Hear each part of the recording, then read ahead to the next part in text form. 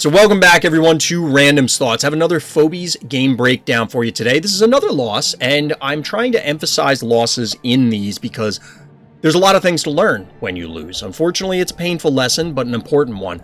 And trying to go back to losses and identify the turn you lost on or the mistakes you made is crucial in improving as a player. So while there are cool games that I've had in wins that maybe I'll highlight later, I'm trying to make an effort to throw myself onto the bus a little bit and showcase some of the big L's that I have to hold. So, we're here on Eternal Monday, and our opponent, because I already zoned into or loaded into the replay, our opponent opened with Murderfly down here to take Panic Point, what I'm going to say Panic Point 3.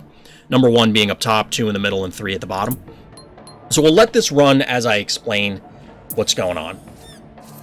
So I also tend to favor opening Murderfly here, whether I'm going first or second, because you can immediately get out there onto one of the panic points.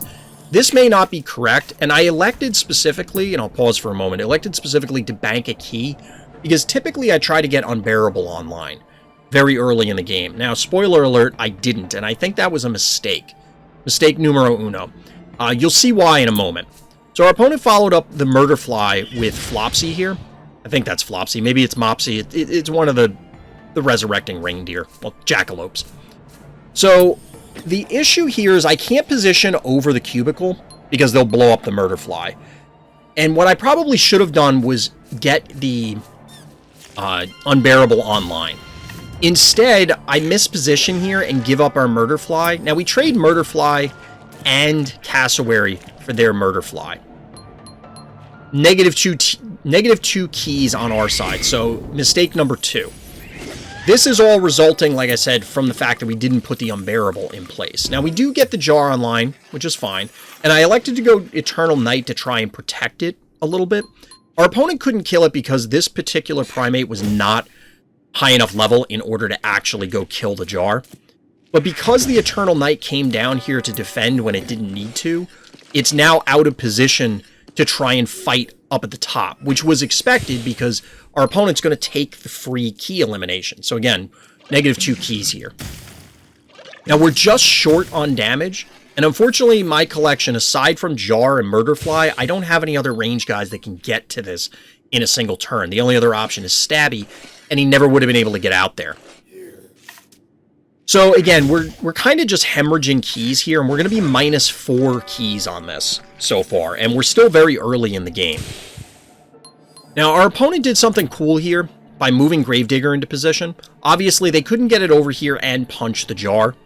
We weren't expecting that.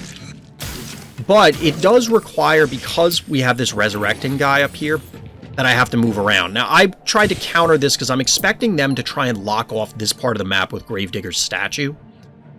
I wanted to make sure that we had high mobility. One, I don't want to give them the panic point. What they could have done was walk up and lock this spot right here, in between where Jar and Rambolina is. Now, I've done a similar play. It was actually up 1 hex, but I've done a similar play to somebody before, and it's brutal. I don't personally have a lot of flyers. They did, so they had an out.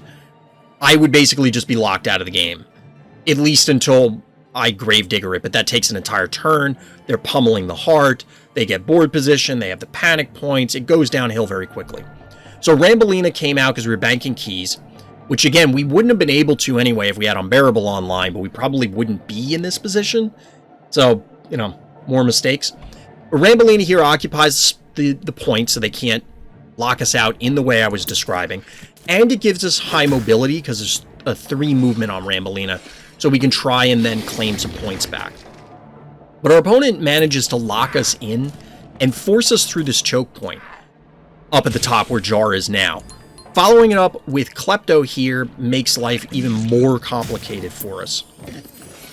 So now we have no good place to go. That's kind of the bottom line. Now Rambolina can come up here, but unfortunately, shout out to card levels. Maybe this would happen if everything was max level, I don't know. But this primate number 9, it lives at 25 health. That's really bad. Now, other egregious mistake made on this turn. We move up this Gravedigger for literally no reason. They're clearly going to move up the Klepto. Klepto has an AoE attack. I need to move up a little bit so I can click on these. Has an AoE attack. The Primate's already here. It's going to get 2 hits. There was literally no reason to move this Gravedigger up at all. So we hemorrhage 3 more keys. So now we're up to, like, I think we're -5 overall, because we did kill some of their stuff.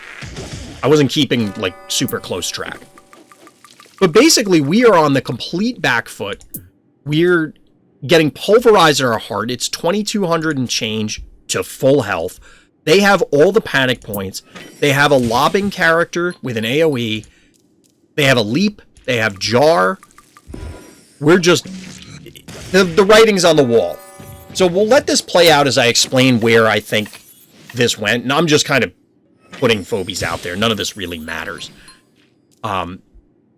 Honestly, I think the issue was not getting Unbearable online on turn 2. If we had Unbearable online, we may not have had to proceed in the manner that we did, because we could have fought the Murderfly without having to get ours killed. We could have presented a number of other threats throughout the remainder of the game, and things just kind of dominoed in a fashion where it was an egregious mistake early on that we started to try and even out, but just kept being on the back foot, kept falling farther behind by losing more and more keys effectively for free, because it's, oh, well, we go in and we trade. Well, not really, because then we lost the thing that we sent in to try and even the trade out. So we're not really trading. We're just on the losing end of the deal. So realistically, that game, I feel, was lost very early on, and then just was compounded.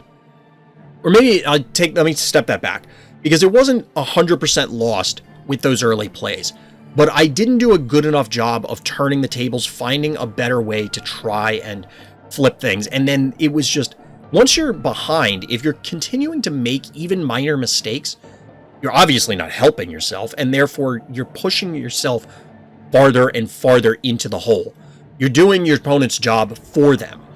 And I think this is a good showcase of continuing to make mistakes over and over and over again, and then that ultimately leading to what was a pretty painful defeat. But that's going to do it for this time, at least for this particular game breakdown. If you want to see more Phobies live, then come check out my Twitch channel, RTChompGG over on Twitch, or hit the subscribe button down here on YouTube so that you can see when other Phobies videos go live. But as always, everybody, thank you for listening, thank you for watching, and Black Lives Matter.